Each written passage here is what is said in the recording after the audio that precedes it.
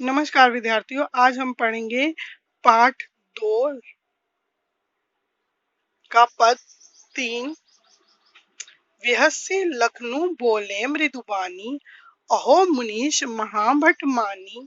पुनि पुनि मोहि दिखाओ कुठारू, चहत उड़ावन फूंकी पहारू।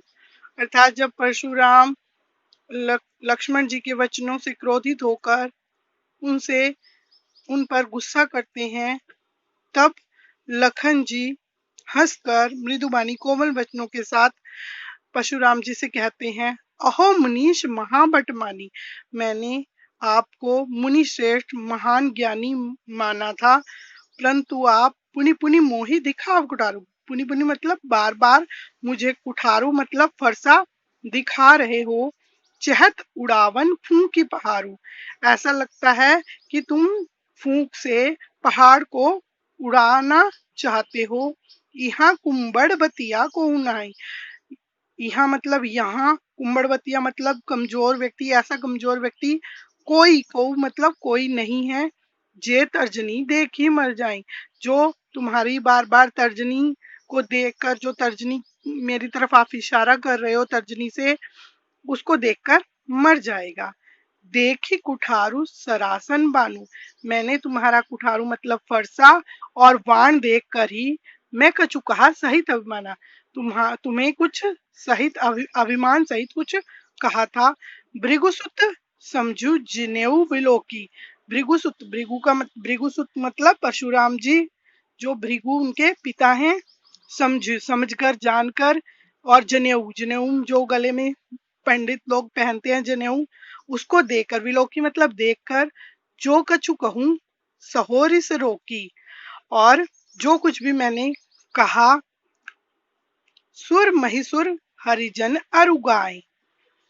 हमारे जो पूर्वज हैं, वंशज हैं, यानी के रघुवंश में सुर देवता और महिसुर पंडित, हरिजन हरि का जो जन होता है, यानी कि हरि का जो भक्त होता है।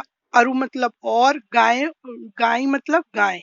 हमारे जो कुल में, वंश में देवताओं पर, पंडित पर, हरि के भक्त पर, इन सब और गाय पर, इन पर सुराई, हमारे कुल इन पर ना सुराई, सुराई मतलब वीरता नहीं दिखाई जाती है।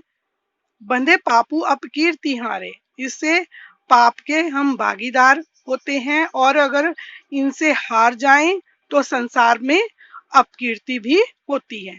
मारतू पापरिये तुम्हारे, कोटि कुलिस सम वचनु तुम्हारा, व्यर्थ धरु धनुवान कुठारा। परंतु तुम जो ये बार बार क्रोधित हो रहे हो और व्यर्थ में ही धरु, तुमने यह जो धनुष्वाण है और फरसा है धारण किया हुआ है, जो बार बार मुझे तुम दिखा रहे हो, जो विलोकी अनुचित कहूं क्षमु महामुनि धीर, सुनी सरोच भृगु वंश समनी, बोले गिरा गंभीर।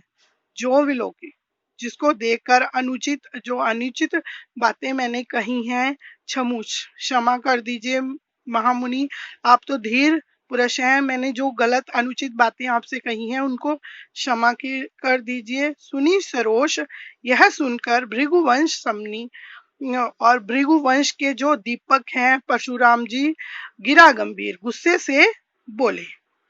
अब चौथा पद, कौशिक सुनु मंद येहु, बालकु कुटिल काल बस निज कुल घालकु।